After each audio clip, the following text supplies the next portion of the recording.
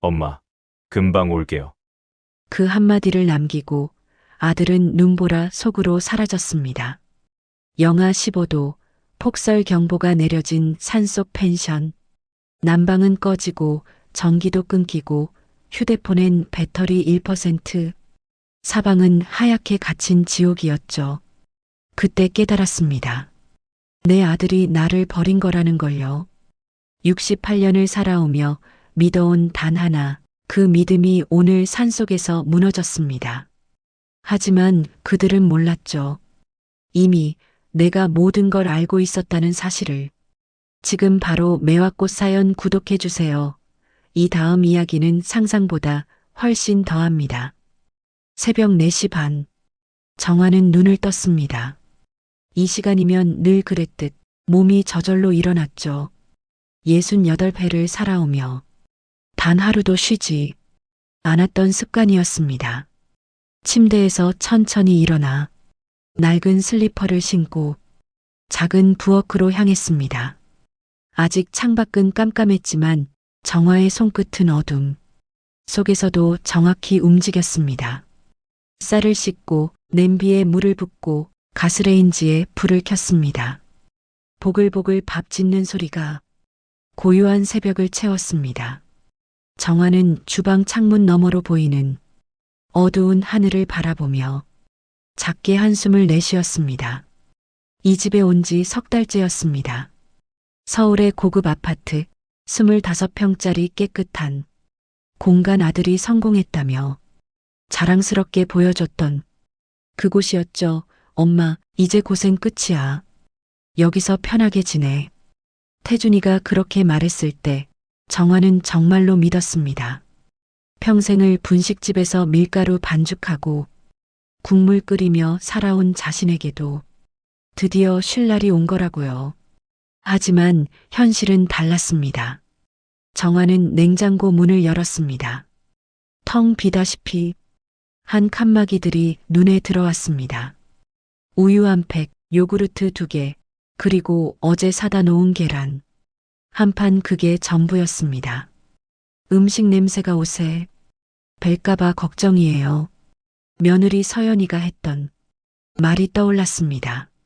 차갑고 정확한 목소리였죠.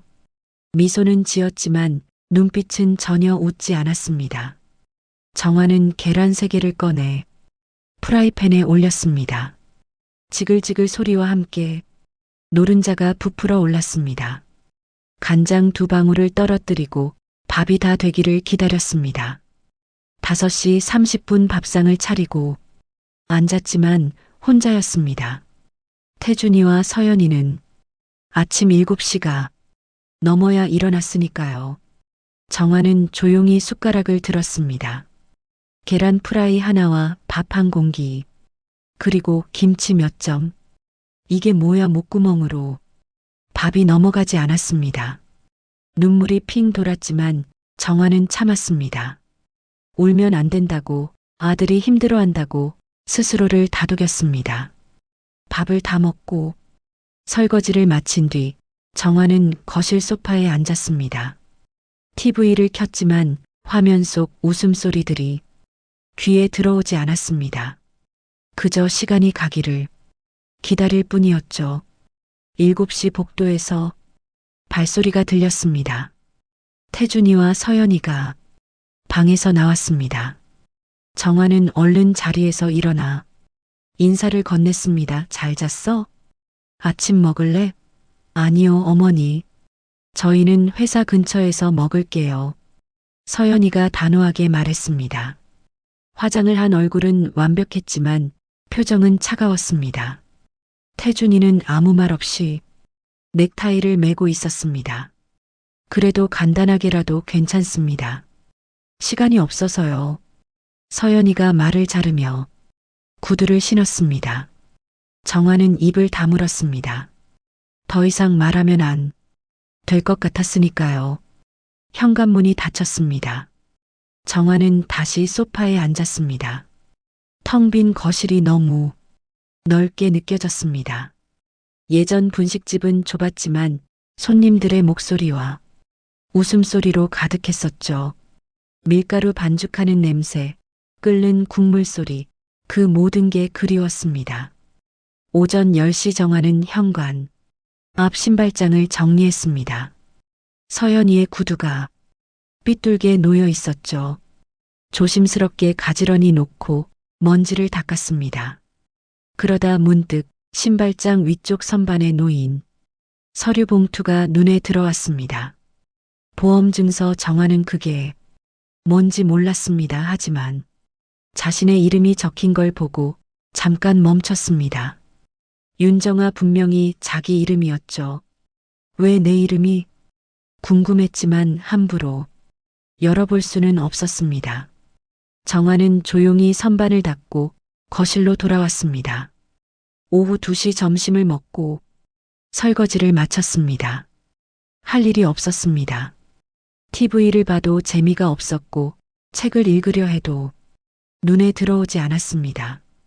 정아는 창문 너머로 보이는 아파트 단지를 바라봤습니다. 사람들이 오가고 아이들이 뛰어놀고 강아지를 산책시키는 사람들도 보였습니다. 나도 저렇게 살고 싶은데. 정아는 작게 중얼거렸습니다. 하지만 밖에 나가도 아는 사람이 없었습니다.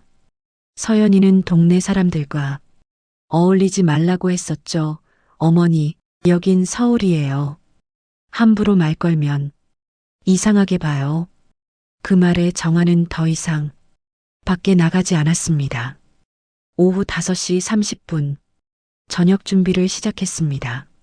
냉장고에 남은 재료로 간단한 반찬을 만들었습니다. 된장찌개를 끓이고 계란말이를 부쳤습니다. 김치도 꺼내고 밥도 지었습니다. 6시 30분 태준이와 서연이가 돌아왔습니다. 정아는 얼른 상을 차렸습니다. 저녁 차렸어, 앉아서 먹자. 어머니, 오늘 회식이 있어서요. 저희는 나가서 먹을게요. 서연이가 가방도 내려놓지 않은 채 말했습니다. 태준이는 넥타이를 풀며 고개를 끄덕였습니다. 엄마, 미안해. 오늘 중요한 모임이라서. 그래, 그럼 다녀와. 정아는 힘없이 대답했습니다.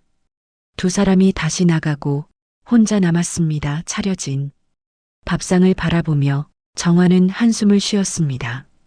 이게 뭐 하는 짓인가? 혼잣말이 흘러나왔습니다. 밤 10시 정아는 잠이 오지 않아 거실을 서성였습니다. 태준이와 서연이는 아직 돌아오지 않았습니다. 복도 쪽에서 희미한 불빛이 보였습니다. 안방 문이 살짝 열려 있었죠. 정아는 다가갔습니다. 그리고 그 순간 들렸습니다. 엄마 이름으로 계좌 옮기는 거 이번 달 안에 끝내야 해. 태준이의 목소리였습니다. 전화 통화를 하고 있었죠. 해외로 보내면 추적 안 돼. 그분 기억도 가물가물하시잖아. 정아의 심장이 쿵 내려앉았습니다. 손이 떨렸습니다. 숨소리를 죽이고 조용히 방으로 돌아왔습니다. 주머니에서 낡은 휴대폰을 꺼냈습니다. 손가락이 덜덜 떨렸지만 정아는 녹음 버튼을 찾았습니다. 그리고 다시 복도로 나갔습니다. 보험금도 확인했어. 3억 충분에 녹음이 시작됐습니다. 정아는 숨을 참으며 그 모든 말들을 담았습니다. 가슴이 터질 것 같았지만 눈물은 흘리지 않았습니다. 이게 진짜였구나. 방으로 돌아와 정아는 침대에 주저앉았습니다. 휴대폰 화면에는 녹음 파일이 저장돼 있었습니다. 태준아, 내가 정말로. 목소리가 떨렸습니다.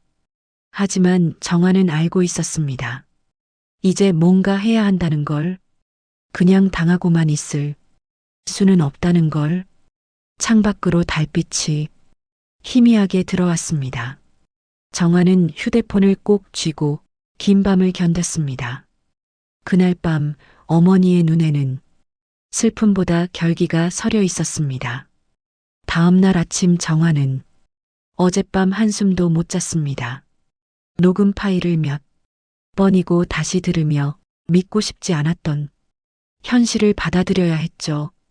아들의 목소리가 차갑게 울려 퍼질 때마다 가슴 한구석이 무너져 내렸습니다. 3억 보험금 중얼거리며 정화는 천천히 부엌으로 향했습니다. 오늘도 새벽 4시 반에 일어났지만 손끝에 힘이 들어가지 않았습니다.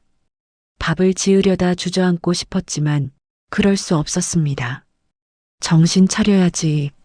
정화는 스스로를 다독이며 쌀을 씻기 시작했습니다. 7시 30분 태준과 서연이 방에서 나왔습니다. 정화는 밥상을 차려놓고 있었습니다. 된장찌개와 계란말이 그리고 김치 간단하지만 정성스러운 아침이었죠. 앉아서 먹고 가렴. 정화가 조심스럽게 말했습니다.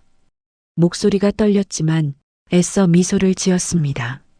서연이가 밥상을 힐끗 보더니 코웃음을 쳤습니다. 어머님, 된장찌개요? 이 옷에 냄새 배면 어쩌려고요? 날카로운 말투였습니다. 정화는 숨이 막혔습니다. 미안해. 그럼 다른 걸 아니 됐어요.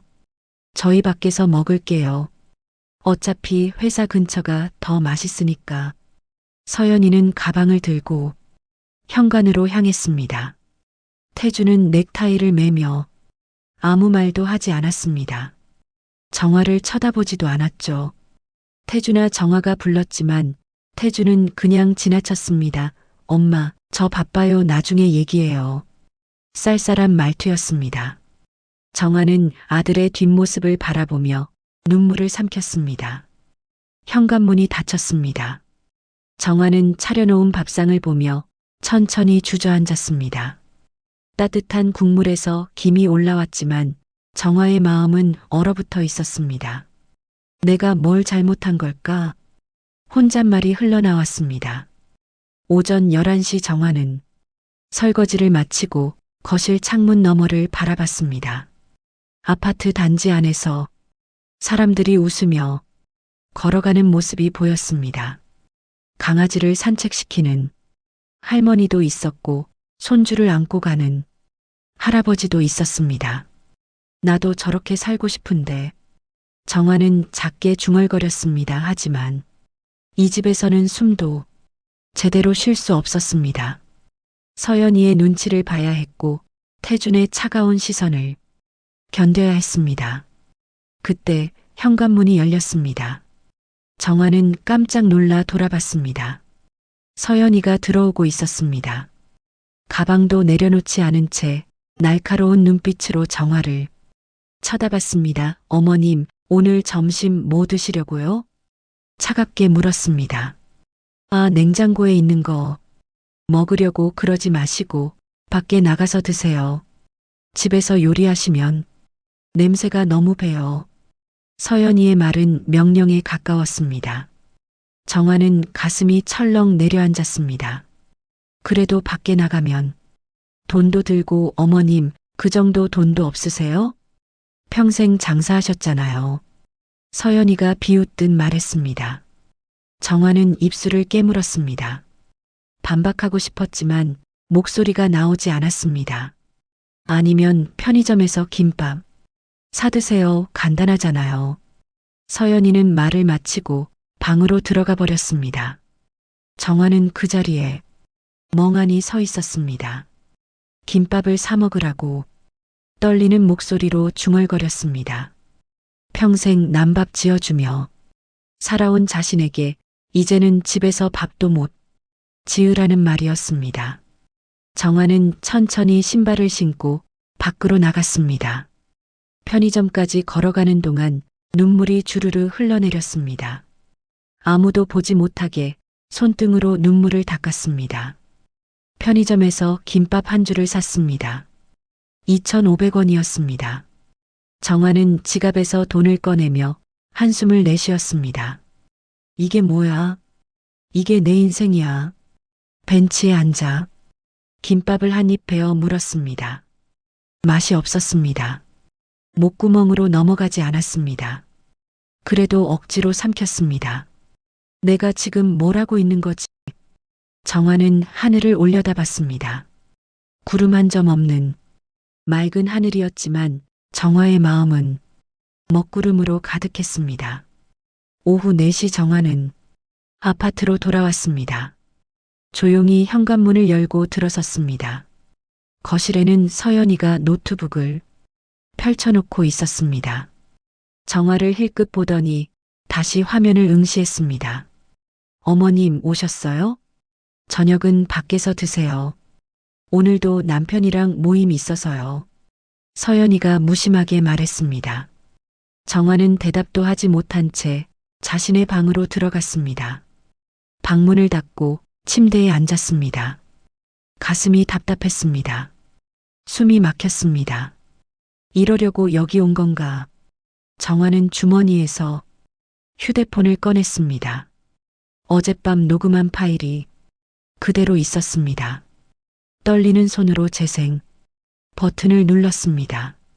엄마 이름으로 계좌 옮기는 거 이번 달 안에 끝내야 해. 태준의 목소리가 흘러나왔습니다. 해외로 보내면 추적 안 돼. 그분 기억도 가물가물하시잖아. 정화는 휴대폰을 꼭 쥐었습니다. 손이 떨렸지만 눈물은 나오지 않았습니다. 이제는 슬픔보다 분노가 앞섰습니다. 너희가 정말로 그럴 거야. 정화는 낮게 중얼거렸습니다. 저녁 7시 태준과 서연이가 외출 준비를 했습니다. 정화는 방문을 살짝 열고 두 사람의 모습을 지켜봤습니다. 오늘 거래처 사람들이랑 만나는 거 중요해. 잘 보여야 돼. 태준이 넥타이를 고쳐매며 말했습니다. 알았어, 걱정 마, 내가 알아서 할게. 서연이가 립스틱을 바르며 대답했습니다.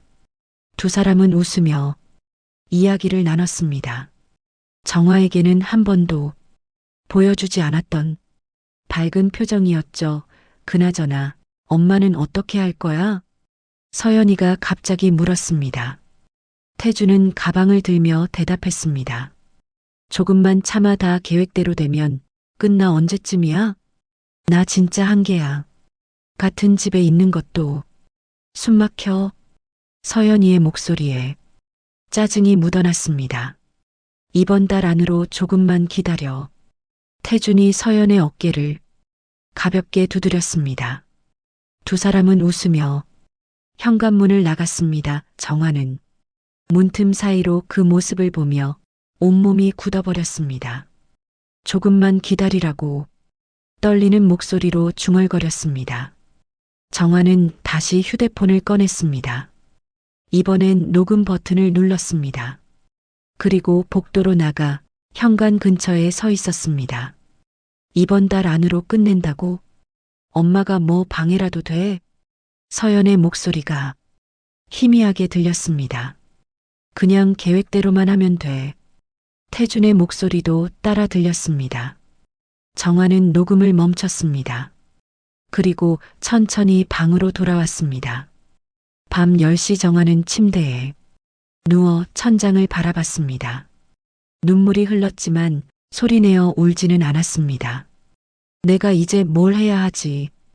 휴대폰 화면에는 2개의 녹음 파일이 저장돼 있었습니다.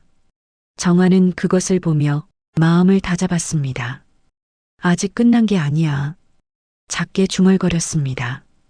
그 목소리엔 두려움보다 결연함이 담겨 있었습니다. 밤이 깊어갔고 정화는 긴 어둠 속에서 혼자 싸우고 있었습니다. 그날 밤 차가운 집 안에서 정화는 무언가를 결심했습니다. 그것이 무엇인지 아직 정화 자신도 정확히 알지 못했지만 한 가지는 확실했습니다. 더 이상 당하고만 있지 않겠다는 것. 이틀 후 토요일 아침 정화는 평소처럼 새벽에 일어났습니다. 하지만 오늘은 조금 달랐습니다. 태준이 어젯밤 갑자기 말했었죠. 엄마, 내일 우리 펜션 가요. 공기 좋은 데서 쉬면 건강에 좋을 거야. 정화는 그 말을 듣고 잠시 망설였습니다. 하지만 거절할 수 없었습니다. 아들이 처음으로 자신을 챙겨주는 것 같았으니까요. 그래, 좋다. 정화는 대답했지만 가슴 한구석이 불편했습니다. 아침 8시 태준과 서연이 짐을 챙기고 있었습니다. 정화는 간단히 옷까지 몇 벌을 가방에 넣었습니다. 두꺼운 패딩도 챙겼죠. 산속은 추울 테니까요. 어머님, 준비 다 하셨어요? 서연이가 물었습니다.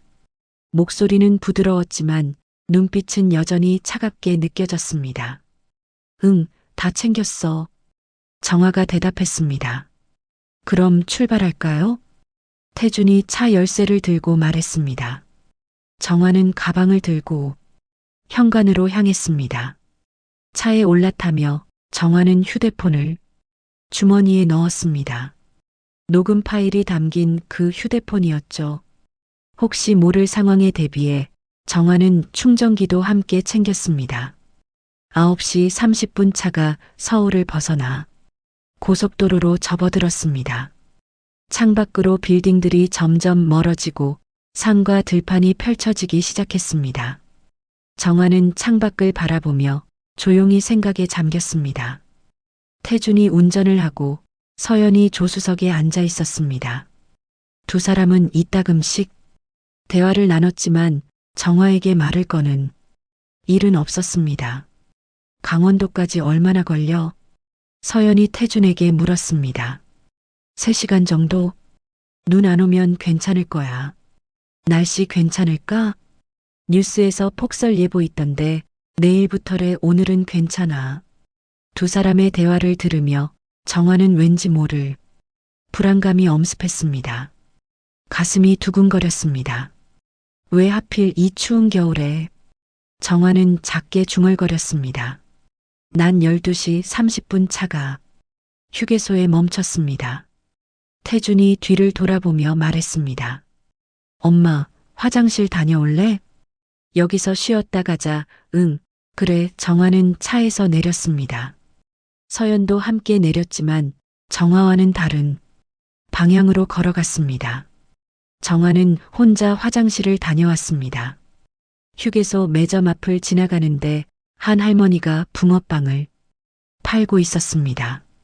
정화는 잠시 멈춰 섰습니다. 하나 주세요. 2,000원이에요. 정화는 지갑에서 돈을 꺼내 붕어빵을 샀습니다. 따뜻한 붕어빵을 손에 쥐고 한 입 베어 물었습니다. 단팥이 입안에서 녹아내렸습니다. 맛있네. 정화는 작게 미소 지었습니다. 오랜만에 느껴보는 작은 행복이었습니다. 차로 돌아가자 서연이 힐끗 정화를 쳐다봤습니다. 어머님, 뭐 사드셨어요? 응, 붕어빵 하나. 그런 거 드시면 소화 안 돼요. 나이 드시면 조심하셔야죠. 서연이 말투엔 걱정이 아닌 비난이 담겨 있었습니다. 정화는 입을 다물었습니다. 오후 2시 차가 산길로 접어들었습니다. 도로가 점점 좁아지고 양옆으로 나무들이 빽빽하게 늘어서 있었습니다. 하늘도 점점 흐려지기 시작했습니다. 날씨가 이상한데 정화가 조심스럽게 말했습니다. 괜찮아요. 엄마 조금만 더 가면 돼. 태준이 대답했습니다. 하지만 그의 목소리엔 어딘가 긴장이 묻어 있었습니다. 서연이 창밖을 보며 말했습니다. 눈 오려나? 벌써 구름이 잔뜩 꼈네. 빨리 도착해야겠다. 태준이 속도를 조금 높였습니다. 오후 3시 30분 차가 펜션 앞에 도착했습니다. 깊은 산속에 자리 잡은 작은 펜션이었습니다. 주변엔 다른 건물이 보이지 않았고 오직 나무와 산만 가득했습니다. 정화는 차에서 내려 주변을 둘러봤습니다. 너무 조용했습니다. 바람 소리만 쌩쌩 불어왔습니다. 여기 사람이 있긴 한 거야? 정화가 물었습니다. 있어요. 어머님, 펜션 주인 아저씨 계세요. 서연이 대답했습니다. 하지만 그 목소리엔 이상한 여유가 느껴졌습니다. 태준이 펜션 입구로 걸어가며 열쇠를 꺼냈습니다. 문을 열고 안으로 들어갔습니다. 정화도 따라 들어갔습니다. 펜션 안은 깨끗했지만 냉기가 가득했습니다. 난방이 켜져 있지 않았던 거죠. 추운데. 난방 좀 틀어줘. 정화가 말했습니다. 네, 지금 틀게요. 태준이 보일러를 켰습니다. 하지만 따뜻해지는 데는 시간이 걸릴 것 같았습니다. 정화는 소파에 앉아 창밖을 바라봤습니다. 하늘이 점점 더 어두워지고 있었습니다. 저녁은 뭐 먹을까? 정화가 물었습니다. 아, 엄마. 우리 커피 좀 사러 나가야 돼. 근처 편의점까지 다녀올게. 태준이 말했습니다. 그래. 그럼 나도 같이 하니 엄마는 여기서 쉬세요. 우리 금방 다녀올게요. 서연이 말을 자르며 가방을 들었습니다. 정화는 불안한 마음에 물었습니다. 얼마나 걸려? 30분? 길이 좀 멀어서요. 태준이 대답했습니다. 그래, 조심해서 다녀와. 정화는 두 사람을 배웅하며 현관 밖까지 따라 나갔습니다. 차가 시동을 걸고 천천히 출발했습니다. 정화는 손을 들어 작게 흔들었습니다. 하지만 차 안에 두 사람은 뒤를 돌아보지 않았습니다. 차가 멀어지고 빨간 후미등이 점점 작아졌습니다. 그리고 눈이 내리기 시작했습니다. 처음엔 가볍게 흩날리던 눈송이가 점점 거세졌습니다. 바람도 함께 불어왔습니다. 정화는 펜션 안으로 들어가 문을 닫았습니다. 추워 정화는 몸을 움츠리며 소파에 다시 앉았습니다. 난방이 조금씩 올라가고 있었지만 여전히 춥게 느껴졌습니다. 시계를 보니 오후 4시였습니다. 정화는 창밖을 바라봤습니다. 눈이 펑펑 쏟아지고 있었습니다. 하얀 눈송이들이 유리창에 부딪혀 녹아내렸습니다. 30분이면 4시 반엔 오겠지. 정화는 혼잣말을 했습니다. 하지만 4시 반이 지나도 차는 돌아오지 않았습니다. 5시가 되었습니다. 밖은 점점 어두워지고 눈은 더욱 거세졌습니다. 바람이 창문을 흔들었습니다.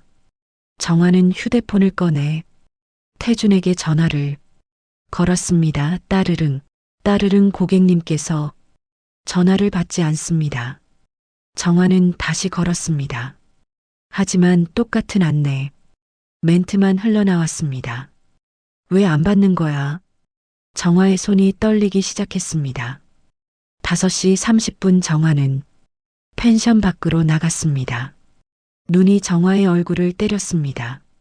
주변은 온통 하얗게 뒤덮여 있었습니다. 태준아, 서연아. 정화는 소리쳤습니다. 하지만 대답은 돌아오지 않았습니다. 오직 바람 소리만 쌩쌩 울려 퍼졌습니다. 정화는 도로 쪽을 바라봤습니다. 차가 올라올 만한 길이었지만 아무것도 보이지 않았습니다. 설마 정화는 중얼거렸습니다. 가슴이 두근거렸습니다. 온몸이 떨렸습니다. 6시 정화는 다시 펜션 안으로 들어왔습니다. 온몸이 얼어붙을 것 같았습니다. 난방이 켜져 있었지만 추위는 가시지 않았습니다. 휴대폰을 다시 꺼내 태준에게 전화를 걸었습니다. 하지만 여전히 받지 않았습니다. 왜 이러는 거야? 정화의 눈에서 눈물이 흘러내렸습니다. 그때 문득 깨달았습니다. 이번 달 안으로 끝낸다고? 엄마가 뭐 방해라도 돼? 서연이 했던 말이 떠올랐습니다.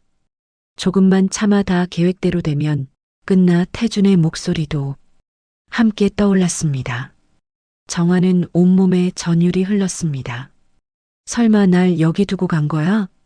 정화는 주저앉았습니다. 손이 떨려 휴대폰을 떨어뜨릴 뻔했습니다. 밖에선 눈보라가 몰아치고 정화는 홀로 그 어둠 속에 남겨졌습니다. 태준아, 넌 정말로 나를. 정화의 목소리가 떨렸습니다. 눈물이 멈추지 않았습니다. 밤이 깊어갔고 펜션은 점점 더 추워졌습니다. 정화는 소파에 웅크리고 앉아 있었습니다. 난방이 켜져 있었지만 추위는 가시지 않았습니다. 온몸이 떨렸고 이가 덜덜 부딪혔습니다. 추워, 너무 추워. 정화는 중얼거렸습니다. 가방에서 꺼낸 담요를 온몸에 둘렀지만 소용없었습니다. 추위는 뼛속까지 파고들었습니다. 밖에서는 눈보라가 계속 몰아쳤습니다. 바람이 창문을 흔들고 펜션 전체가 삐걱거렸습니다. 정화는 창밖을 바라봤습니다. 새하얀 눈만 가득할 뿐 아무것도 보이지 않았습니다.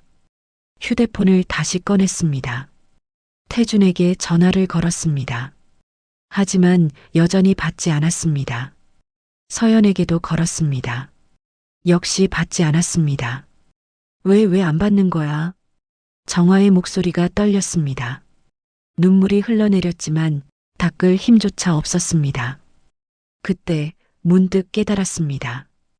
펜션 주인에게 전화를 해야 한다는 걸. 정화는 펜션 냉장고에 붙어 있던 메모를 떠올렸습니다. 거기에 전화번호가 적혀 있었죠. 정화는 비틀거리며 일어나 부엌으로 갔습니다. 냉장고 문을 열고 메모를 찾았습니다. 떨리는 손으로 전화를 걸었습니다. 따르릉, 따르릉 여보세요? 남자 목소리가 들렸습니다. 저는 지금 펜션에 있는데요. 같이 온 사람들이 나가서 안 돌아와요. 정화의 목소리가 떨렸습니다. 뭐라고요? 누가 나갔다고요? 아들이랑 며느리가 커피 사러 간다고 나갔는데 벌써 5시간이 지났어요. 아니, 이 날씨에 나갔다고요? 지금 폭설 경보 떨어졌는데요. 펜션 주인의 목소리가 다급해졌습니다. 제발 도와주세요. 추워요. 너무 추워요. 할머니, 진정하세요.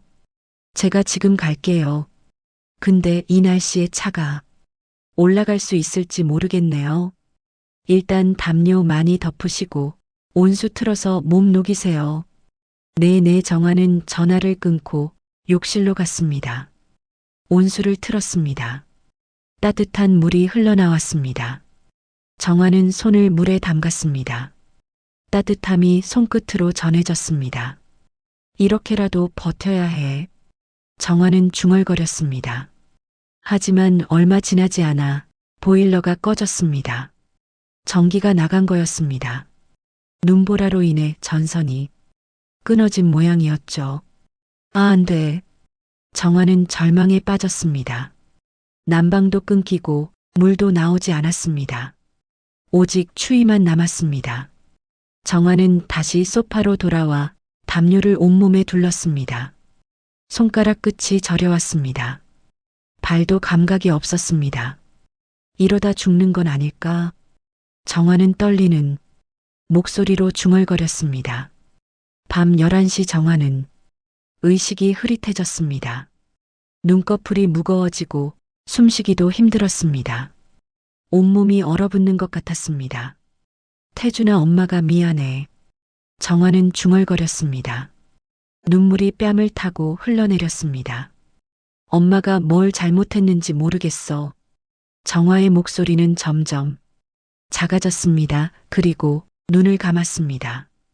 다음 날 아침 6시 30분 펜션 아래층에 살고 있던 민석이 일어났습니다.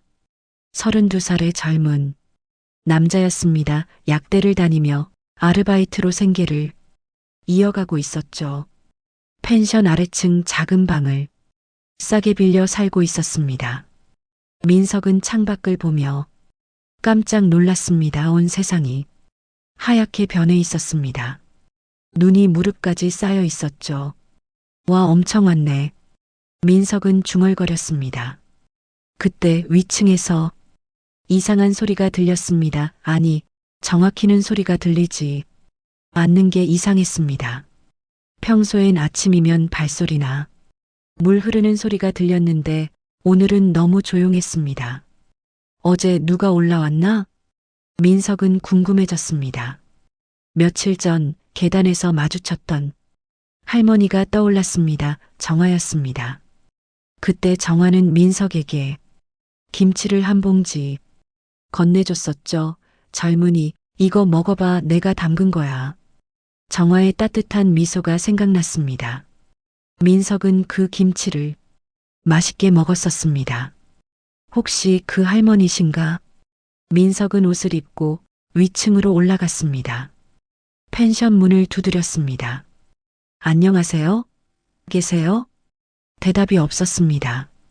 민석은 다시 문을 두드렸습니다. 할머니, 괜찮으세요? 여전히 대답이 없었습니다. 민석은 불안한 마음에 문손잡이를 돌렸습니다. 다행히 열려 있었습니다. 문을 열고 들어서자 차가운 공기가 얼굴을 때렸습니다. 난방이 꺼져 있었습니다, 할머니. 민석은 안으로 들어갔습니다. 그리고 소파에 쓰러져 있는 정화를 발견했습니다, 할머니. 할머니. 민석은 달려가 정화를 흔들었습니다. 정화는 의식이 없었습니다. 얼굴이 창백했고 손이 얼음처럼 차가웠습니다. 이거 큰일 났네. 민석은 당황했습니다. 즉시 119에 전화를 걸었습니다. 여보세요. 사람이 쓰러졌어요. 저체온증 같아요. 위치가 어디신가요? 강원도 홍천군 산속 펜션이요.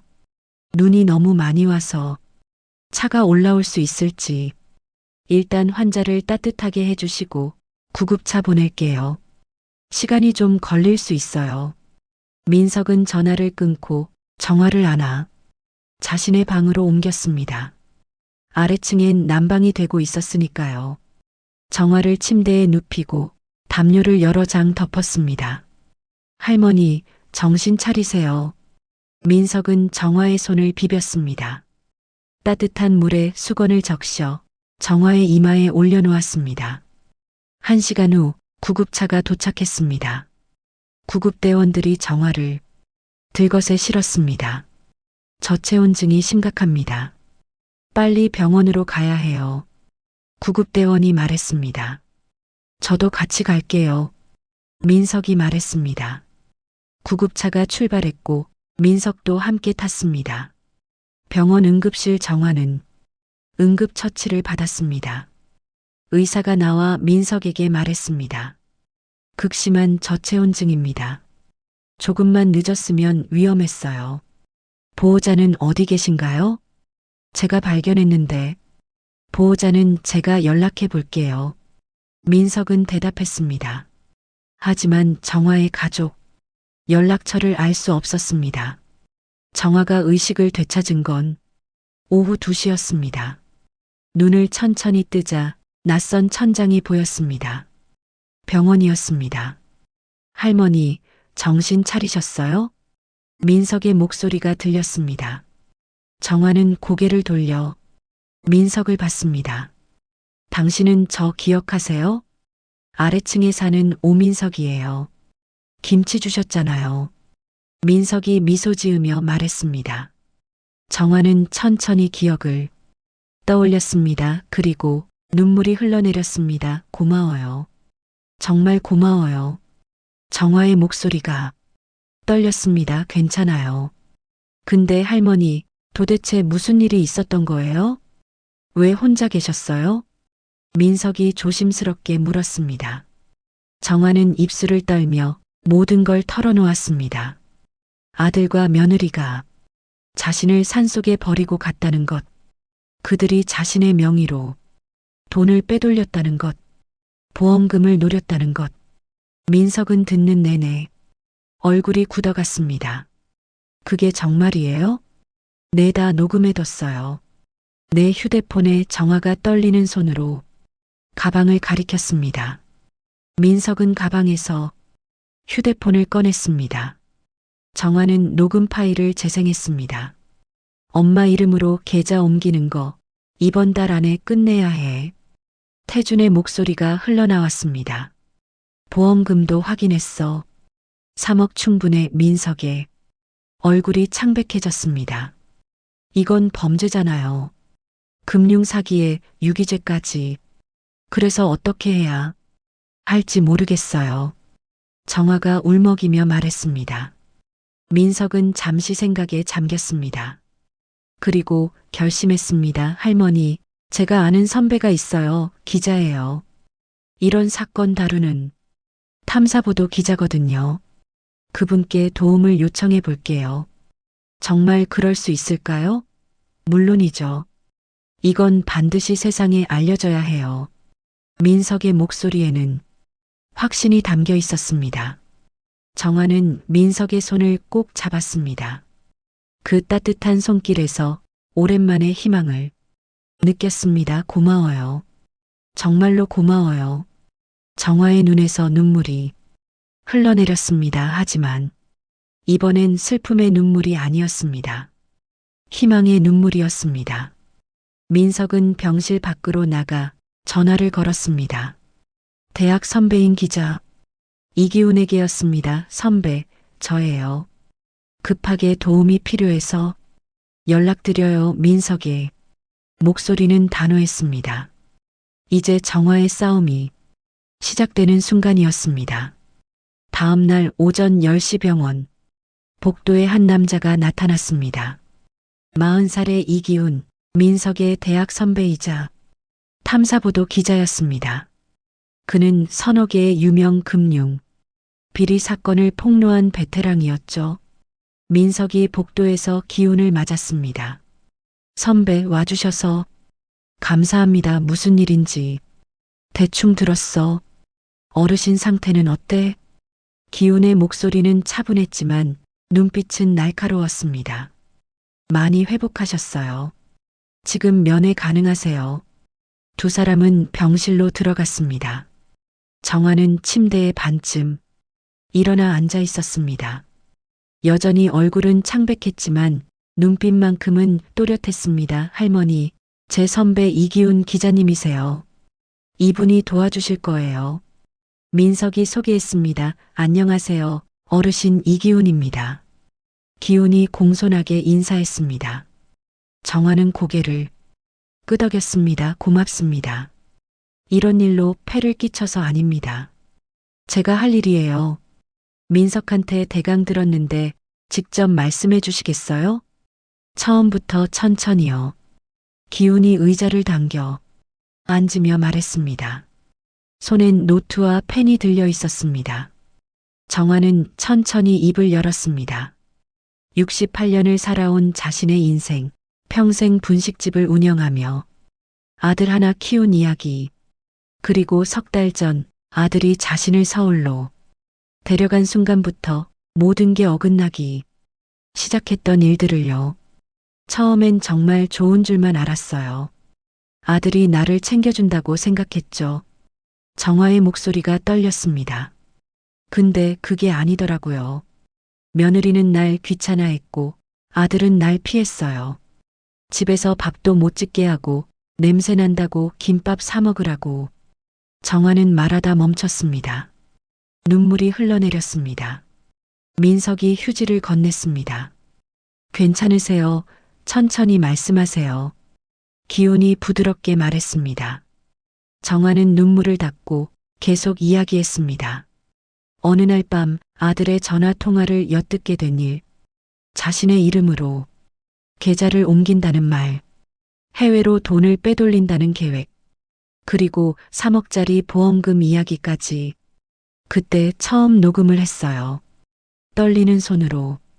이게 증거가 될 줄 알고 정화는 주머니에서 휴대폰을 꺼냈습니다. 낡고 오래된 기종이었지만 그 안엔 결정적인 증거가 담겨 있었습니다. 기훈은 휴대폰을 받아들고 녹음 파일을 확인했습니다. 모두 3개의 파일이었습니다. 첫 번째 들어볼게요.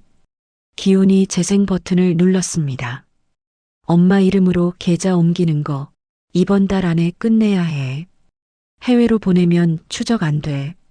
그분 기억도 가물가물하시잖아. 태준의 목소리가 흘러나왔습니다. 기훈의 표정이 굳어졌습니다. 두 번째요. 다시 재생했습니다. 보험금도 확인했어. 3억 충분해. 이번 달 안으로 정리하면 돼. 서연의 목소리였습니다. 차갑고 계산적인 어조였죠. 세 번째 마지막 파일이었습니다. 조금만 참아 다 계획대로 되면 끝나. 언제쯤이야? 나 진짜 한계야. 같은 집에 있는 것도 숨막혀 태준과 서연의 대화였습니다. 기훈은 녹음을 멈추고 정화를 바라봤습니다. 그의 눈빛엔 분노가 서려 있었습니다. 이건 명백한 범죄예요. 금융 사기에 보험, 사기 예비 음모, 그리고 유기죄까지. 기훈이 목소리는 낮았지만 단호했습니다. 정말 처벌받을 수 있을까요? 정화가 떨리는 목소리로 물었습니다. 당연하죠. 이 녹음 파일만으로도 충분해요. 근데 더 확실한 증거가 필요합니다. 은행 거래 내역이랑 보험 증서요. 보험 증서는 집 신발장 위에 있었어요. 내 이름으로 된 거. 정화가 말했습니다. 알겠습니다. 제가 확인해 볼게요. 그리고 은행 쪽도 조사 들어가게 할게요. 이거 은행 내부 직원이 관련된 거라면 금융감독원도 움직일 거예요. 기훈이 노트에 빠르게 메모했습니다. 민석이 끼어들었습니다. 선배, 근데 이거 경찰 먼저 신고해야 하는 거 아니에요? 물론이야. 근데 경찰 신고만으로는 부족해. 이런 건 여론의 힘이 필요해. 언론에 제대로 터뜨려야 이 사람들이 도망 못 가. 기훈의 말에 정화는 고개를 끄덕였습니다. 좋아요. 그렇게 해주세요. 저 더 이상 숨고 싶지 않아요. 정화의 목소리엔 결기가 담겨 있었습니다. 기훈은 정화의 손을 가볍게 잡았습니다. 용기 내주셔서 감사합니다. 제가 반드시 진실을 밝혀낼게요. 오후 2시 기훈은 병원을 나와 즉시 취재에 들어갔습니다.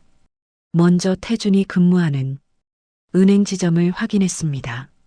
서울 강남에 위치한 대형 은행 지점이었습니다. 기훈은 금융감독원에 제보를 넣었습니다.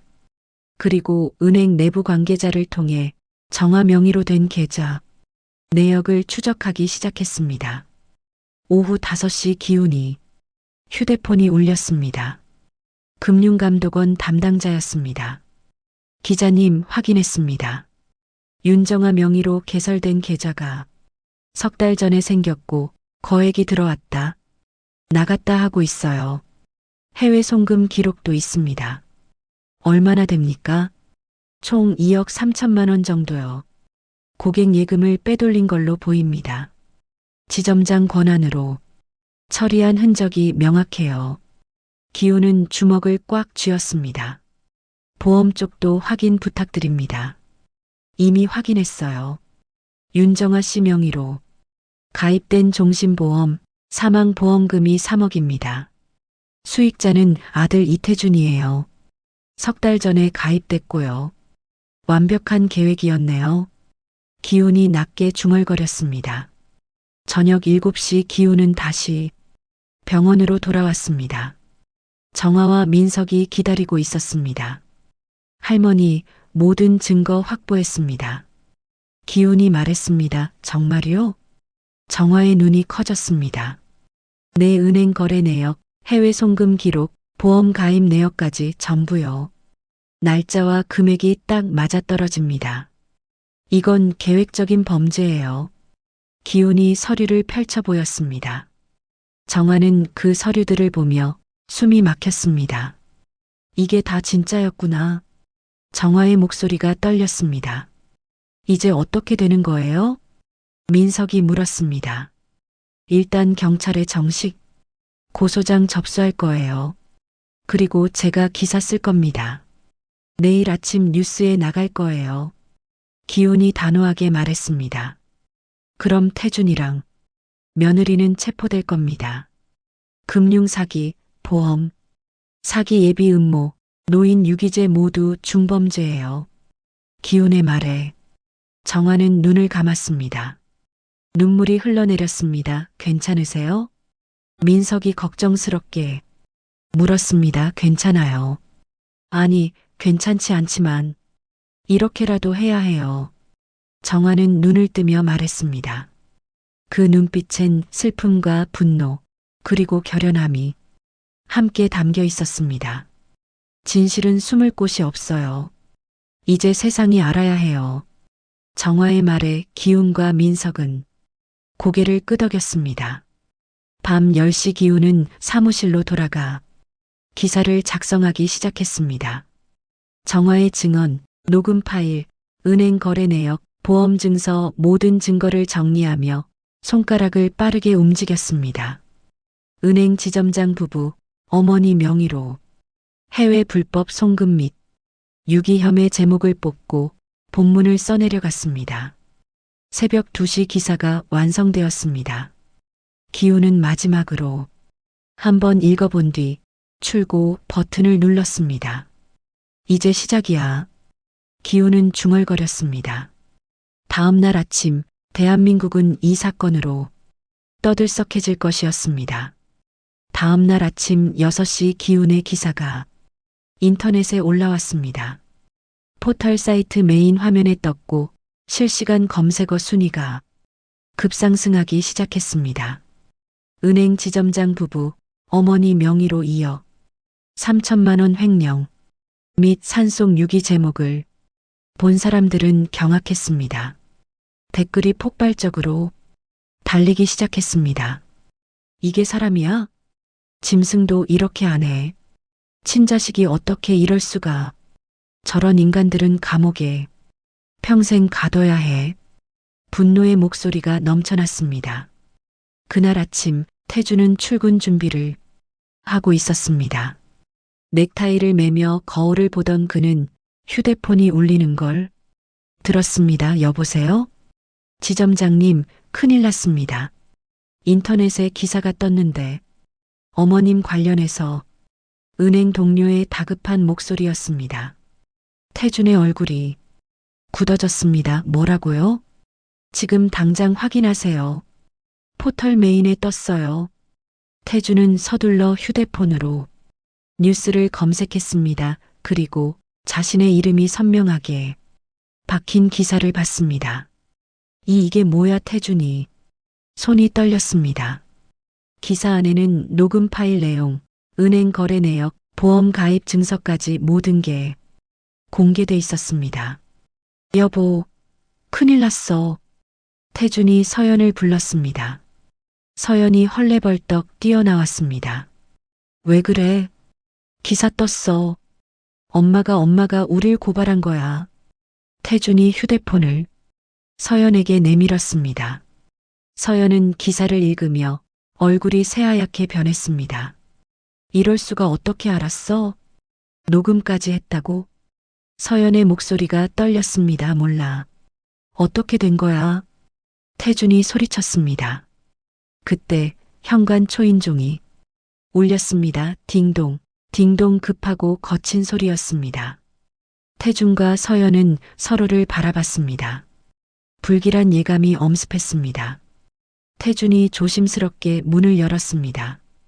밖에는 경찰 2명이 서 있었습니다. 이태준 씨 맞으십니까? 네, 그런데요. 금융 사기 및 노인 유기 혐의로 체포하겠습니다.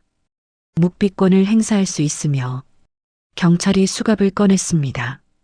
태준은 뒤로 물러섰습니다. 잠깐만요. 이건 오해예요. 제가 뭘 잘못했다고. 태준이 목청껏 외쳤습니다. 하지만 경찰은 단호했습니다. 출두하셔야 합니다. 저항하시면 공무집행 방해로 추가 입건됩니다. 경찰이 태준의 손목에 수갑을 채웠습니다. 차가운 쇠촉감이 전해졌습니다. 여보. 서연이 비명을 질렀습니다. 그녀도 경찰에게 둘러싸였습니다. 장서연 씨도 공범 혐의로 동행해 주셔야 합니다. 안 돼요. 저는 아무것도 안 했어요. 남편이 시킨 거라고. 서연이 소리쳤습니다. 하지만 경찰은 들은 척도 하지 않았습니다. 녹음 파일에 당신 목소리도 있습니다. 보험금 확인했다는 말도요. 경찰의 말에 서연은 입을 다물었습니다. 온몸이 얼어붙었습니다. 두 사람은 경찰차에 실려갔습니다. 아파트 주민들이 창문으로 내다보며 수군거렸습니다. 휴대폰으로 사진을 찍는 사람도 있었습니다. 저 사람들 뉴스에 나온 그 부부 아냐? 맞아, 시어머니. 산속에 버린 사람들. 진짜 끔찍하다. 수군거림이 들려왔습니다. 태준과 서연은 고개를 숙인 채 차에 탔습니다. 같은 시각 병원 정화는 민석과 함께 뉴스를 보고 있었습니다. TV 화면엔 태준과 서연이 경찰에 연행되는 모습이 나왔습니다. 속보입니다. 어머니를 산속에 유기하고 금융 사기를 저지른 혐의를 받는 은행 지점장 부부가 오늘 아침 체포됐습니다. 앵커의 목소리가 흘러나왔습니다. 정화는 TV 화면을 바라보며 아무 말도 하지 못했습니다. 눈물이 주르르 흘러내렸습니다. 할머니 민석이 조심스럽게 불렀습니다. 괜찮아요.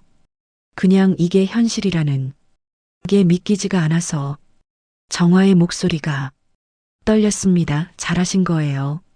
할머니가 용기 내지 않았으면 저 사람들은 계속 나쁜 짓을 했을 거예요. 민석이 정화의 어깨를 가볍게 두드렸습니다. 그래도 내 자식인데. 정화는 중얼거렸습니다.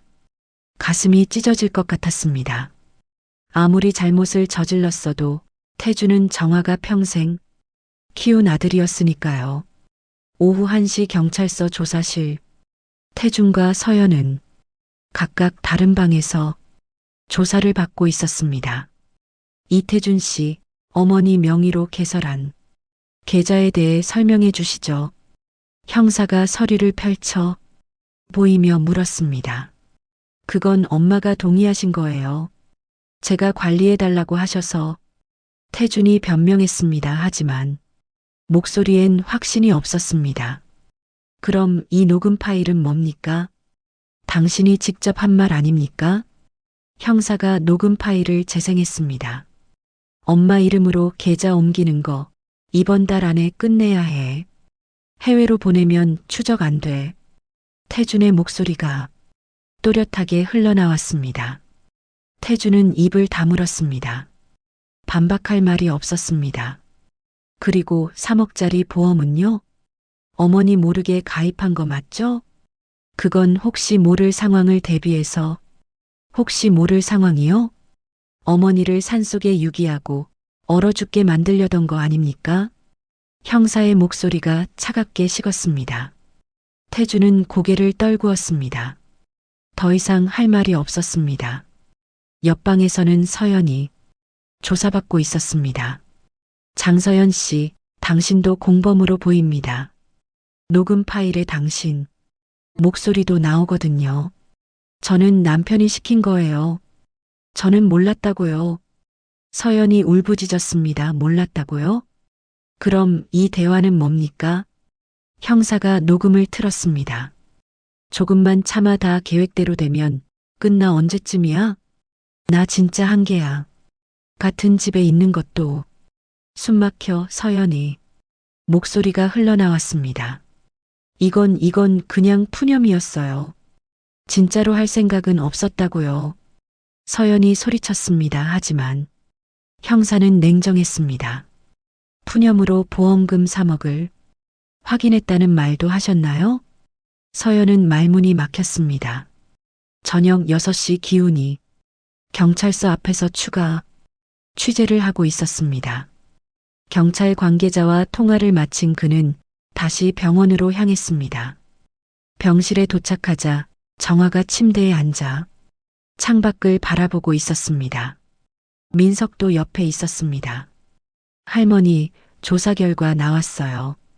기훈이 말했습니다. 정화는 천천히 고개를 돌렸습니다. 뭐라고 하던가요? 두 사람 모두 혐의를 부인하고 있지만 증거가 너무 명확해요. 구속영장 청구할 겁니다. 기훈의 말에 정화는 고개를 끄덕였습니다. 그렇군요. 할머니, 괜찮으세요? 민석이 걱정스럽게 물었습니다. 괜찮아요. 아니, 괜찮지 않지만 이게 맞는 거겠죠. 정화는 작게 한숨을 내쉬었습니다. 할머니가 용기 내주신 덕분에 더 많은 피해자가 생기는 걸 막았어요. 은행 내부 조사도 시작됐고 다른 고객들 피해도 확인되고 있어요. 기훈이 말했습니다. 다른 사람들도 피해를 봤나요? 정화가 놀라며 물었습니다. 네, 적어도 5명 이상이요. 총 피해액이 6억이 넘습니다. 기훈의 말에 정화는 숨이 막혔습니다. 그렇게나 많은 사람들을 정화는 중얼거렸습니다. 그제야 깨달았습니다. 자신만의 문제가 아니었다는 걸, 자신이 침묵했다면 더 많은 사람들이 피해를 봤을 거라는 걸, 제가 제대로 한 걸까요? 정화가 떨리는 목소리로 물었습니다. 물론입니다. 할머니는 영웅이에요. 민석이 단호하게 말했습니다. 정화는 두 사람을 바라보며 천천히 고개를 끄덕였습니다. 눈물이 흘러내렸지만 이번엔 후회의 눈물이 아니었습니다. 고마워요. 두 분 다 정화해. 목소리는 떨렸지만 그 안엔 감사와 안도가 담겨 있었습니다. 밤이 깊어가고 정화는 조용히 잠들었습니다. 오랜만에 편안한 잠이었습니다. 일주일 후 법원 구속영장 실질 심사가 열렸습니다. 법원 앞엔 취재진들이 가득했고 시민들도 몰려들었습니다. 이 사건은 온 나라를 떠들썩하게 만들었죠. 저 사람들 나온다. 누군가 소리쳤습니다. 태준과 서연이 수갑을 찬 채 호송차에서 내렸습니다. 두 사람은 고개를 푹 숙인 채 법원으로 걸어갔습니다. 이태준, 어머니한테 할 말 없어요? 장서연 씨, 왜 그렇게까지 했습니까? 기자들의 질문이 쏟아졌습니다. 하지만 두 사람은 대답하지 않았습니다. 카메라 플래시가 터지고 고함 소리가 울려 퍼졌습니다.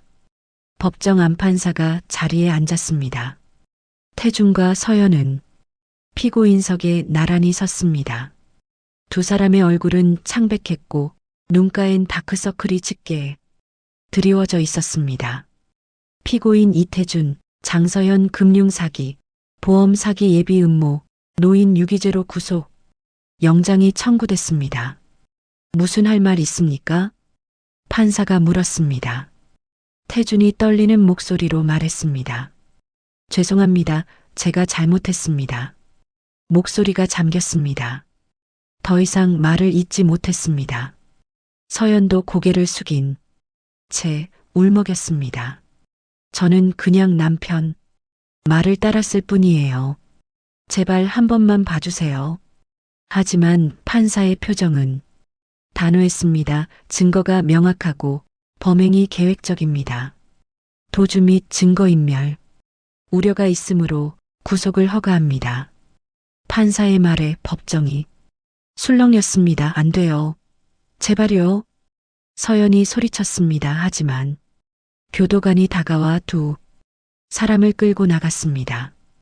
법정방 피해자 대기실 정화는 민석과 함께 앉아 있었습니다. 법정 안에서 들려오는 소리를 들으며 가슴이 무너져 내렸습니다. 할머니, 괜찮으세요? 민석이 물었습니다. 괜찮아요. 이게 맞는 거니까. 정화는 대답했지만 목소리가 떨렸습니다. 아무리 잘못을 저질렀어도 태주는 정화가 평생 품에 안고 키운 아들이었으니까요. 그때 복도 끝에서 서연의 울음소리가 들려왔습니다. 제발 한 번만 기회를 주세요. 시어머니한테 사과할게요. 제발.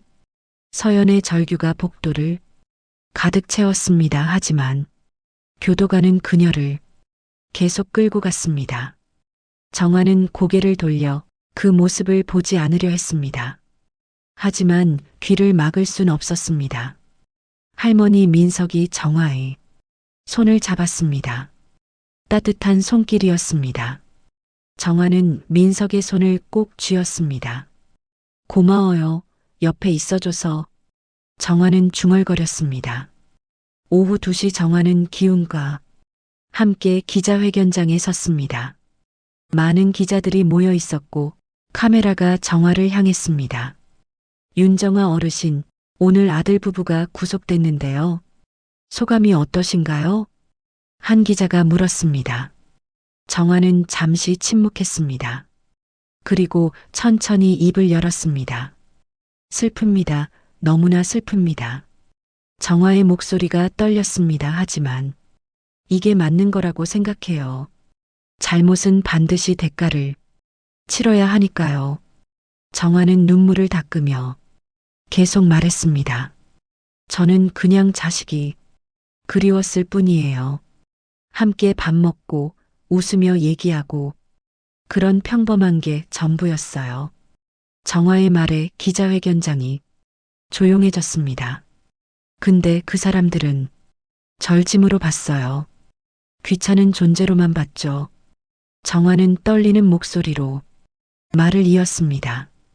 이제는 더 이상 그렇게 살고 싶지 않아요.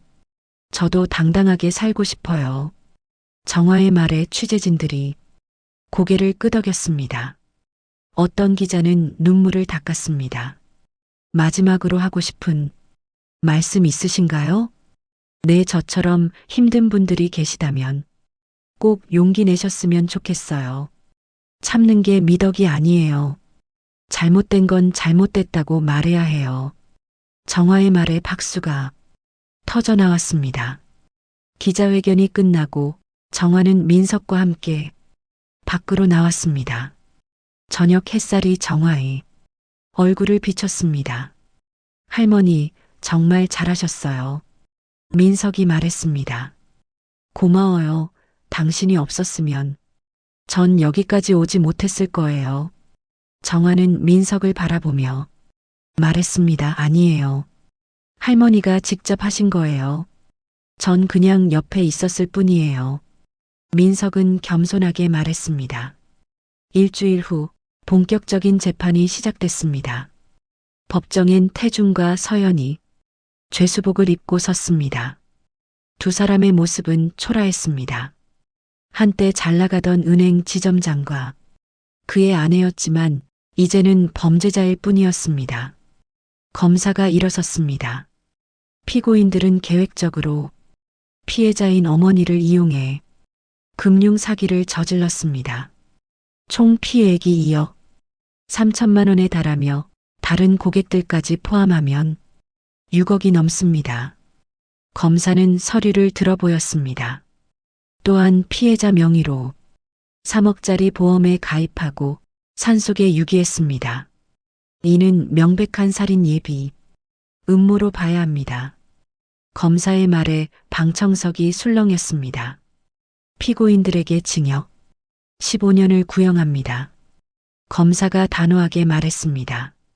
태주는 고개를 떨구었습니다. 서연은 숨을 헐떡였습니다. 변호사가 일어나 변론했습니다.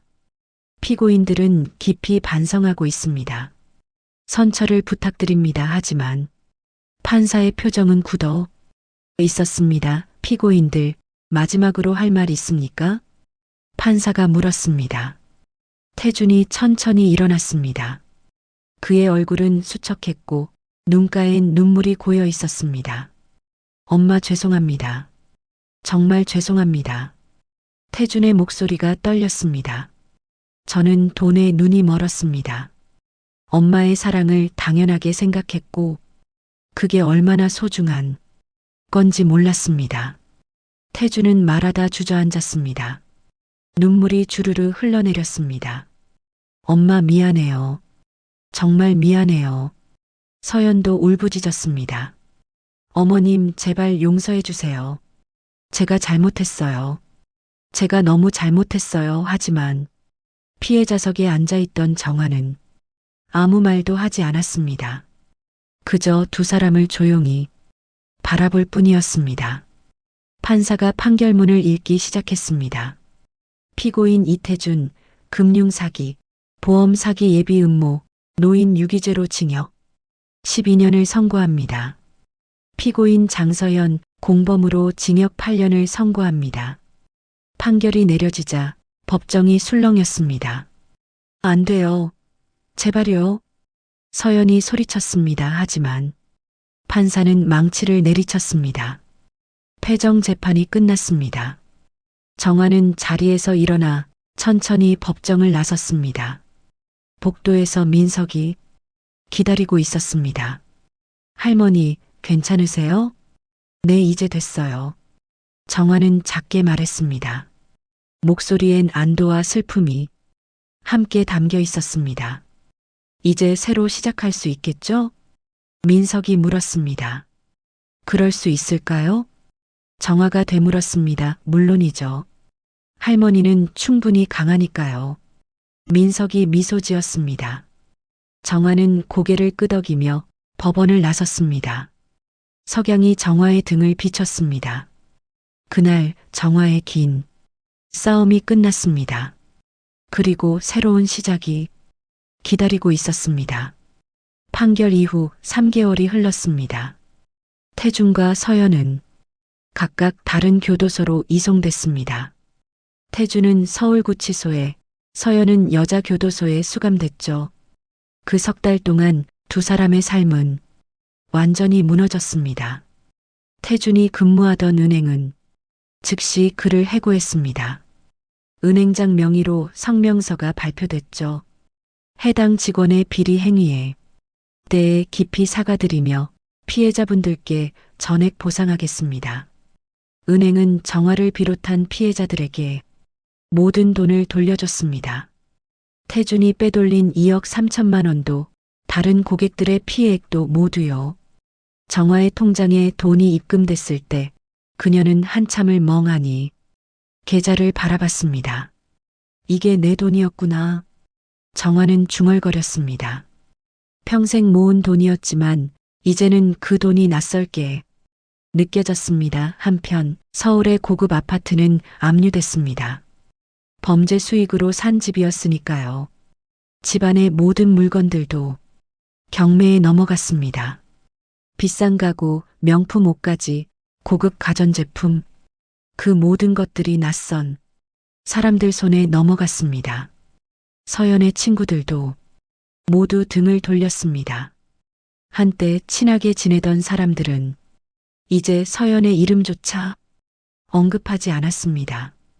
그 사람이랑 친했던 거 들키면 우리까지 욕먹어 조심해. 뒷담화가 돌았습니다. 서연은 완전히 고립됐습니다. 교도소 안 태준의 하루아침 6시 기상. 시간을 알리는 사이렌이 울렸습니다. 태준은 딱딱한 침대에서 일어났습니다. 온몸이 뻐근했습니다. 죄수복을 입고 세면장으로 향했습니다. 거울에 비친 자신의 모습이 낯설었습니다. 수척해진 얼굴, 무기력한 눈빛. 이게 정말 자신인가 싶었습니다. 이태준, 작업장. 가 교도관의 목소리가 들렸습니다. 태준은 고개를 숙이고 작업장으로 향했습니다. 작업장에선 단순 노동이 기다리고 있었습니다. 상자를 접고 물건을 분류하고 끝없이 반복되는 일이었죠. 옆에서 함께 작업하던 수감자가 태준을 힐끗 봤습니다. 너 그 뉴스에 나온 사람이지? 엄마 버린 놈. 날카로운 목소리였습니다. 태준은 대답하지 않았습니다. 고개를 숙인 채 손만 움직였습니다. 대답 안 해? 어디서 무시해? 수감자가 태준의 어깨를 밀었습니다. 태준이 비틀거렸습니다. 미안합니다. 태준은 작게 말했습니다. 목소리가 떨렸습니다. 미안하긴 내 엄마한테 미안해야지. 왜 나한테 미안해? 진짜 인간 말종이네. 수감자가 비웃으며 돌아섰습니다. 태준은 입술을 깨물었습니다. 아무 말도 할 수 없었습니다. 모든 게 자신이 저지른 일이었으니까요. 점심시간 식당에선 죄수들이 줄을 서서 배식을 받았습니다. 태준도 쟁반을 들고 줄을 섰습니다. 밥과 국 그리고 반찬 몇 가지. 초라한 한 끼였습니다. 태준은 구석 자리에 앉았습니다. 숟가락을 들었지만 밥이 목구멍으로 넘어가지 않았습니다. 엄마 태주는 중얼거렸습니다. 어머니가 해주던 따뜻한 밥이 떠올랐습니다. 김이 모락모락 나던 된장찌개, 정성스럽게 부쳐준 계란말이. 그때는 왜 몰랐을까? 태준의 눈에서 눈물이 흘러내렸습니다. 밥 위로 눈물이 떨어졌습니다. 여자 교도소, 서연의 하루 서연도 비슷한 나날을 보내고 있었습니다. 아침 일찍 일어나 작업장으로 가고 단순 노동을 하고 빈약한 식사를 하고 반복되는 일상이었습니다. 하지만 서연에겐 더 큰 고통이 있었습니다. 다른 수감자들의 시선이었죠. 제 어머니 버린 사람 아냐? 맞아, 뉴스에 나왔잖아. 산속에 버리고 도망친 진짜 인간도 아니네. 짐승만도 못해. 수군거림이 들렸습니다. 서연은 그 소리를 들으며 고개를 숙였습니다. 샤워실에서도 작업장에서도 어디서든 서연을 향한 비난이 쏟아졌습니다. 야, 장서연. 내 시어머니 지금 뭐 하시는지 알아? 한 수감자가 다가와 물었습니다. 목소리엔 조롱이 담겨 있었습니다. 몰라요, 알고 싶지도 않아요. 서연이 떨리는 목소리로 대답했습니다. 뉴스 봤는데 식당 차리셨대. 산속에서 내가 버렸던 그 자리에서. 수감자의 말에 서연은 숨이 멎었습니다. 뭐라고요? 웃기지? 내가 죽이려 했던 곳에서 그 할머니는 다시 살아나신 거야. 너는 여기 갇혀 있는데. 수감자가 비웃으며 돌아섰습니다. 서연은 그 자리에 멍하니 서 있었습니다. 가슴이 무너져 내렸습니다. 시어머니가 식당을. 서연은 중얼거렸습니다. 믿기지 않았습니다. 자신들이 버렸던 그곳에서 시어머니가 다시 삶을 시작했다는 게. 난 여기서 썩고 있는데 시어머니는 저기서 살고 계시네. 서연의 눈에서 눈물이 흘러내렸습니다. 밤 10시 소등 시간이었습니다. 태주는 침대에 누워 천장을 바라봤습니다. 작은 창문으로 달빛이 들어왔습니다. 엄마 정말 미안해요. 태주는 작게 중얼거렸습니다. 철창 안에서야 알았어요. 엄마의 밥 한 숟갈이 얼마나 소중했는지. 태준의 목소리가 떨렸습니다.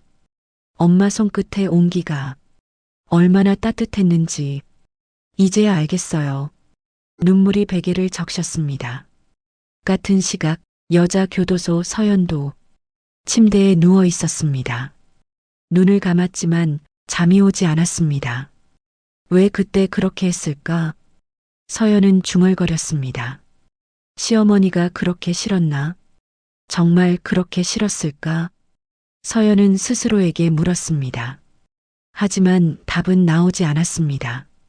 이제 와서 후회해도 소용없는데. 서연은 울먹였습니다. 뜨거운 눈물이 흘러내렸습니다. 3개월 후 면회실. 태준에게 면회 신청이 들어왔습니다. 어머니였습니다. 태준은 떨리는 손으로 면회실 문을 열었습니다. 유리창 너머로 정화가 앉아 있었습니다. 3달 만에 보는 어머니였습니다. 정화는 예전보다 건강해 보였습니다. 얼굴에 생기가 돌았고 눈빛도 밝았습니다. 태주는 전화기를 들었습니다. 정화도 전화기를 들었습니다. 엄마. 태준의 목소리가 떨렸습니다. 태준아. 정화가 조용히 불렀습니다. 엄마 미안해요. 정말 죄송해요. 태준은 울먹이며 말했습니다. 그래 알아. 정화가 대답했습니다. 목소리는 차분했습니다. 엄마 용서해 주세요. 제발. 태준이 애원했습니다. 정화는 잠시 침묵했습니다. 그리고 천천히 말했습니다. 용서는 시간이 필요해. 너도 알잖니? 정화의 말에 태준은 고개를 숙였습니다. 엄마는 이제 새로운 삶을 살고 있어. 내가 날 버렸던 그곳에서. 정화가 말을 이었습니다. 식당을 열었어. 매일 국을 끓이고 밥을 짓고 사람들이 찾아와서 밥을 먹고 가. 태주는 눈물을 닦으며 고개를 들었습니다. 엄마 정말 대단해요. 전 여기서 썩고 있는데 너도 언젠가 나오겠지. 그때는 제대로 된 사람이 되어 있길 바란다. 정화의 말에 태주는 눈물을 흘렸습니다. 네, 엄마 꼭 그렇게 할게요. 면회 시간이 끝났습니다. 정화는 자리에서 일어났습니다. 태주는 유리창에 손을 댔습니다. 엄마 사랑해요. 태준이 외쳤습니다. 정화는 잠시 멈춰 섰습니다. 그리고 돌아보지 않은 채 면회실을 나갔습니다. 태주는 그 뒷모습을 보며 주저앉았습니다. 눈물이 멈추지 않았습니다. 그날 태준과 서연은 진정한 불지옥에 떨어졌음을 깨달았습니다. 그것은 철창이 아니라 자신들의 양심이 만든 지옥이었습니다. 봄이 왔습니다. 정화는 강원도 홍천 자신이 버려졌던 그 펜션 자리로 돌아갔습니다. 펜션 주인이 그곳을 헐값에 내놓았고 정화는 은행에서 받은 돈으로 그 땅을 샀습니다. 여기서 다시 시작하는 거야. 정화는 중얼거렸습니다. 눈보라가 몰아치던 그 밤, 죽을 뻔했던 그곳 하지만 이제 그곳은 새로운 시작의 터전이었습니다. 민석이 함께 왔습니다. 그는 약대를 졸업하고 잠시 휴학 상태였습니다. 정화를 돕기 위해 산속으로 온 거였죠. 할머니, 여기 진짜 괜찮으세요? 겨울엔 너무 춥잖아요. 민석이 걱정스럽게 물었습니다. 괜찮아. 이번엔 난방도 제대로 되고 사람도 있잖니. 정화가 미소 지으며 대답했습니다. 그래도 혼자 계시면 위험해요. 넌 옆에 있어줄 거 아니야? 정화가 민석의 어깨를 가볍게 두드렸습니다. 민석은 웃으며 고개를 끄덕였습니다. 물론이죠. 제가 지켜드릴게요. 두 사람은 함께 펜션을 고치기 시작했습니다. 낡은 벽지를 뜯어내고 새 장판을 깔았습니다. 부엌을 확장하고 큰 가스레인지를 설치했습니다. 이제 제대로 된 식당 같네요. 민석이 말했습니다. 그래야지 손님들한테 맛있는 밥 대접해야지. 정화가 대답했습니다. 눈빛이 반짝였습니다. 한 달 후 4월 15일 간판이 걸렸습니다. 윤정화의 산약 초밥상집. 정화는 간판을 올려다보며 깊은 숨을 내쉬었습니다. 이제 진짜 시작이네. 할머니, 첫날인데 손님 올까요? 민석이 물었습니다. 오겠지. 산은 넓고 사람은 많아. 정화는 자신 있게 말했습니다. 오전 11시 정화는 새벽부터 준비한 음식들을 밥상에 차렸습니다. 산나물 무침, 된장찌개, 두부조림, 고등어 구이 정성스럽게 만든 밥상이었습니다. 냄새 좋다. 민석이 감탄했습니다. 당연하지. 내가 68년을 살면서 만든 맛이야. 정화가 자랑스럽게 말했습니다. 정오가 지나자 첫 손님이 도착했습니다. 등산객 2명이었습니다. 여기 밥집이에요? 네, 어서 오세요. 정화가 밝게 맞이했습니다. 손님들이 자리에 앉았습니다. 정화는 밥상을 들고 나왔습니다. 따끈따끈한 밥과 국, 그리고 반찬들. 우와, 이거 다 직접 하신 거예요? 그럼요, 다 제가 만들었어요. 정화가 미소 지으며 대답했습니다. 손님들은 숟가락을 들었습니다. 한 입 먹더니 눈이 커졌습니다. 이거 진짜 맛있는데요? 산나물이 이렇게 맛있을 줄 몰랐어요. 손님들이 연신 감탄했습니다. 정화는 뿌듯한 표정으로 지켜봤습니다. 맛있게 드세요. 정화는 부엌으로 돌아가 다음 손님을 준비했습니다. 오후 2시 손님이 점점 늘어났습니다. 입소문이 빠르게 퍼진 거였죠. SNS에 올라온 사진들이 사람들을 끌어들였습니다. 정화 할머니 밥집 진짜 맛있어요. 산속에 이런 보물 같은 곳이 있다니. 댓글들이 달렸습니다. 정화는 SNS가 뭔지 잘 몰랐지만 민석이 설명해 줬습니다. 할머니, 이거 완전 대박이에요. 사람들이 엄청 좋아해요. 그래. 다행이네. 정화는 웃으며 다시 부엌으로 들어갔습니다. 저녁 6시 하루. 종일 손님들을 받으며 정화는 지쳤지만 행복했습니다. 마지막. 손님이 나가고 민석이 설거지를 도왔습니다. 할머니, 오늘 정말 대단하셨어요. 고마워. 내가 없었으면 못했을 거야. 정화가 민석의 등을 두드렸습니다. 아니에요. 할머니가 다 하신 거예요. 민석이 겸손하게 말했습니다. 두 사람은 함께 밥상에 앉았습니다. 남은 음식으로 저녁을 먹었습니다. 이 맛 참 그립네. 정화는 중얼거렸습니다. 뭐가요? 엄마가 해주시던 밥맛. 내가 아들한테 해줬던 밥맛 다 똑같더라고. 정화의 목소리가 잠시 흔들렸습니다. 민석은 아무 말 없이 정화의 손을 잡았습니다. 따뜻한 손길이었습니다. 이제는 나를 위해 밥을 지어도 되겠지? 정화가 웃으며 말했습니다. 당연하죠. 할머니는 할머니를 위해 사셔야 해요. 민석의 말에 정화는 고개를 끄덕였습니다. 2달 후 6월 윤정화의 산약 초밥상 집은 홍천에서 유명한 맛집이 됐습니다. 주말이면 예약이 꽉 찼고 평일에도 손님들이 끊이지 않았습니다. 정화는 매일 새벽 4시에 일어나 국을 끓였습니다. 산나물을 다듬고 반찬을 만들고 밥을 지었습니다. 평생 해온 일이었지만 이제는 의미가 달랐습니다. 예전엔 남을 위해 했는데 이젠 나를 위해 하는구나. 정화는 중얼거렸습니다. 어느 날 한 가족이 찾아왔습니다. 할머니와 손주들이었습니다. 할머니, 여기 밥 진짜 맛있대요. 손주가 밝게 말했습니다.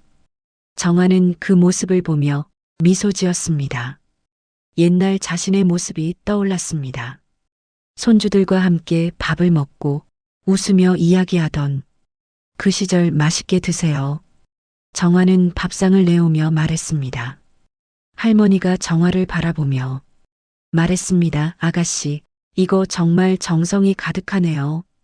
손맛이 느껴져요. 고맙습니다. 제가 평생 해온 일이거든요. 정화가 대답했습니다. 그럼 얼마나 행복하시겠어요. 평생 이렇게 맛있는 밥을 만드셨으니. 할머니의 말에 정화는 잠시 멈췄습니다. 행복하죠. 지금은요. 정화는 조용히 말했습니다. 저녁이 되고 마지막 손님이 떠났습니다.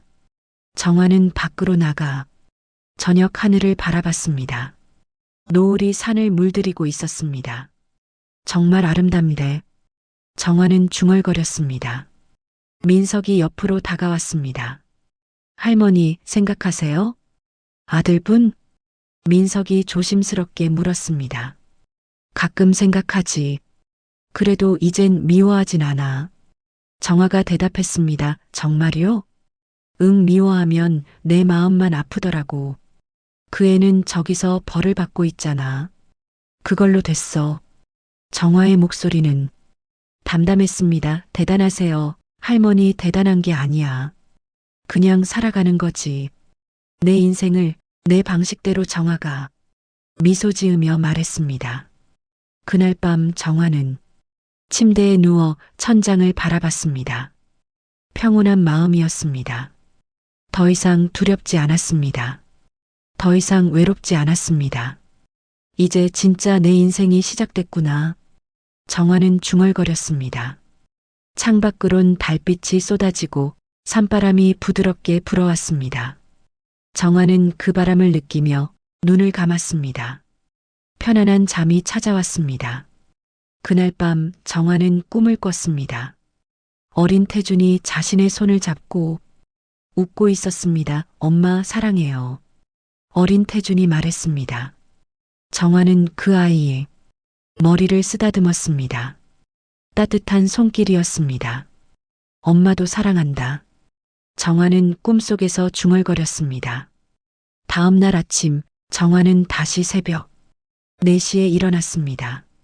밥을 짓고 국을 끓이고 새로운 하루를 준비했습니다. 윤정화의 산약 초밥상 집에 하루가 다시 시작됐습니다.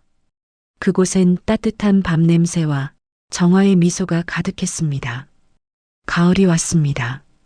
윤정화의 산약 초밥상 집은 어느새 1년째를 맞이했습니다. 단풍이 산을 물들이고 시원한 바람이 불어왔습니다. 정화는 여전히 새벽 4시에 일어나 하루를 시작했습니다. 밥을 짓고 국을 끓이고 손님들을 맞이했습니다. 매일이 바쁘고 힘들었지만 행복했습니다. 민석은 약사국가고시를 준비하며 틈틈이 정화를 도왔습니다. 두 사람은 이제 가족처럼 지냈습니다. 어느 날 아침 우체부가 찾아왔습니다. 윤정아님 등기 우편이요. 정화는 편지를 받아들었습니다. 발신인을 보는 순간 손이 떨렸습니다. 발신인 이태준, 서울구치소 태준이가. 정화는 중얼거렸습니다. 민석이 걱정스럽게 물었습니다. 할머니, 괜찮으세요? 응, 괜찮아. 정화는 편지를 꼭 쥐고 자신의 방으로 들어갔습니다. 침대에 앉아 천천히 봉투를 뜯었습니다. 떨리는 손으로 편지를 펼쳤습니다. 편지는 태준의 손글씨로 빼곡하게 적혀 있었습니다. 엄마께 철창 안에 갇힌 지 1년이 넘었습니다. 매일 엄마 생각을 합니다. 후회만 가득한 나날들입니다. 엄마, 저는 이제야 깨달았습니다. 돈이 얼마나 무서운 건지, 욕심이 사람을 얼마나 망가뜨리는지요. 엄마의 밥 한 숟갈이 얼마나 소중했는지, 손끝의 온기가 얼마나 따뜻했는지 그 모든 걸 잃고 나서야 알았습니다. 교도소 밥을 먹을 때마다 엄마가 해주시던 된장찌개가 생각납니다. 김이 모락모락 나던 밥, 정성스럽게 구워주시던 생선. 그 모든 게 그립습니다. 엄마, 저는 여기서 매일 반성합니다. 제가 얼마나 나쁜 사람이었는지, 얼마나 엄마를 아프게 했는지요. 용서를 구하지 않겠습니다. 제가 저질렀던 일은 용서받을 수 없는 일이니까요. 다만 한 가지만 말씀드리고 싶습니다. 엄마는 저에게 세상에서 가장 소중한 사람이었고 지금도 앞으로도 그럴 것입니다. 그 따뜻한 손길이 그립습니다. 사랑합니다. 엄마 아들 태준 올림. 정화는 편지를 읽으며 눈물을 흘렸습니다. 주르르 흘러내리는 눈물을 닦을 수조차 없었습니다. 태준아, 정화는 중얼거렸습니다. 문 밖에서 민석의 목소리가 들렸습니다. 할머니, 괜찮으세요? 응, 괜찮아. 잠깐만. 정화는 눈물을 닦고 편지를 천천히 접었습니다. 그리고 밖으로 나갔습니다. 민석이 걱정스러운 눈빛으로 정화를 바라봤습니다. 할머니, 괜찮아. 그냥 아들 편지야. 정화가 작게 말했습니다. 뭐라고 썼어요? 미안하다고 후회한다고. 정화는 말하다 멈췄습니다. 목이 메었습니다. 민석은 정화를 안아줬습니다. 따뜻한 포옹이었습니다. 정화는 민석의 품에서 한참을 울었습니다. 다 괜찮을 거예요. 할머니. 민석이 부드럽게 말했습니다. 그래, 괜찮아질 거야. 정화는 중얼거렸습니다. 오후 손님들이 떠나고 정화는 부엌에서 국을 끓이고 있었습니다. 보글보글 끓는 된장찌개 냄새가 가득했습니다.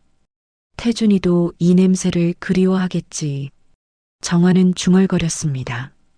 민석이 옆으로 다가왔습니다. 할머니, 답장 쓰실 거예요? 모르겠어. 뭐라고 써야 할지. 정화가 대답했습니다. 할머니 마음 그대로 쓰시면 돼요. 내 마음이 뭔지 잘 모르겠어. 정화는 한숨을 내쉬었습니다. 용서하셨어요? 민석이 조심스럽게 물었습니다. 용서했는지 안 했는지 잘 모르겠어. 그냥 더 이상 미워하진 않아. 그게 용서인지는 모르겠지만 정화의 목소리는 담담했습니다.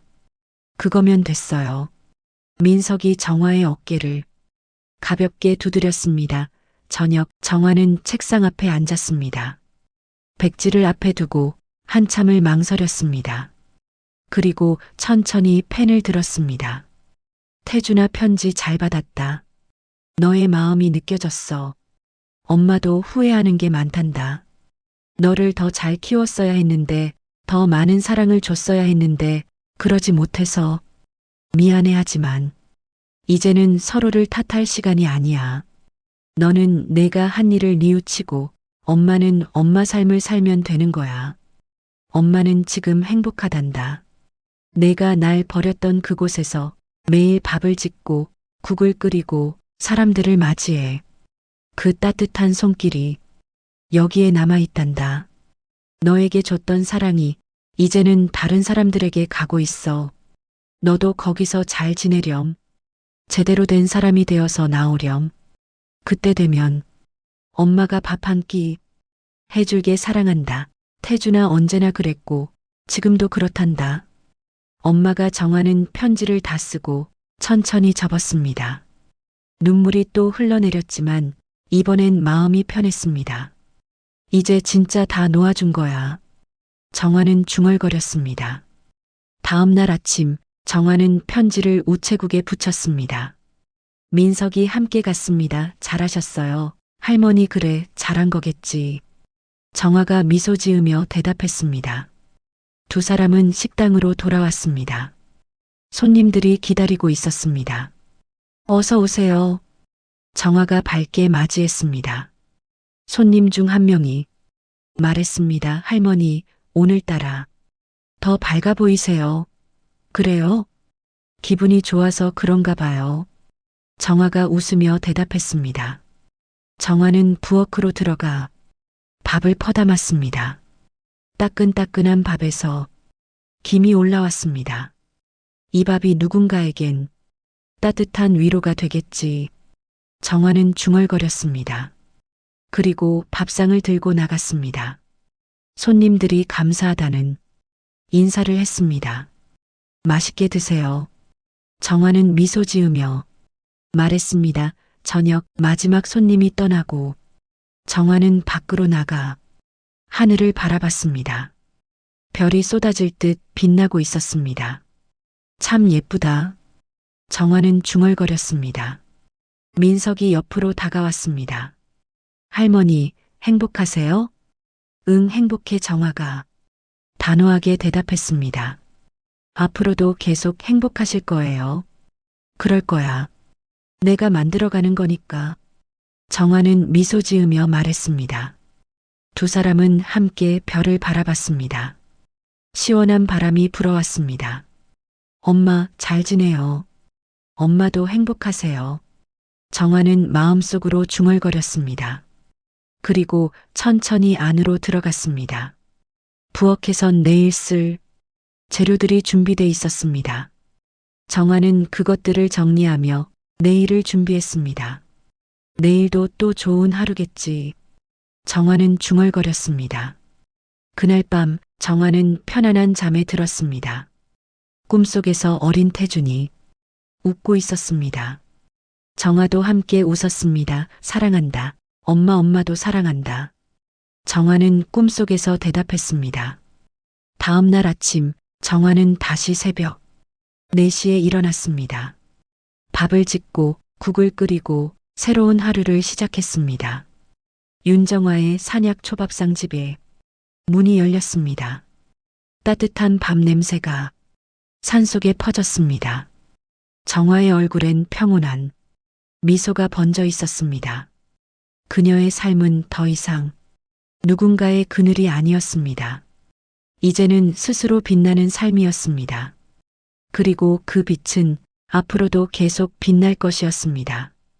어쩌면 진짜 사랑은 아무리 배신당해도 결국 돌아오는 것인지 모릅니다.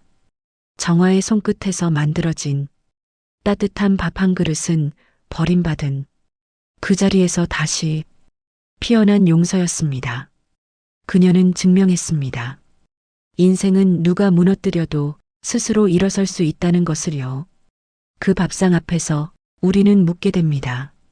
내 삶의 주인은 정말 나인가 하고요. 오늘도 사연 시청해 주셔서 감사합니다. 매화꽃 사연이었습니다.